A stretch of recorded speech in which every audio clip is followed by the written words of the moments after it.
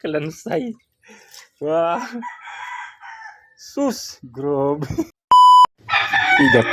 So ayun guys, meron tayo ditong nahinging igat at ipapakain natin to sa mga hito dahil ayaw na masyadong kumain ng feeds ng mga to mula nung nakatikim ng mga isda at mga ganito saka manok. Kaya ito yung papakain natin. Tingnan natin yan gaano kabilis maubos. Ayan. Hindi to matigas guys at hindi rin to gaanong kalambot dahil nagpapakulo lang ako ng tubig saka ko inilagay yan at pinatay ko agad yung apoy. Kaya ayan na. Pagpipistahan na yan ng ating mga hito. Alright. Bilis madumi yung tubig.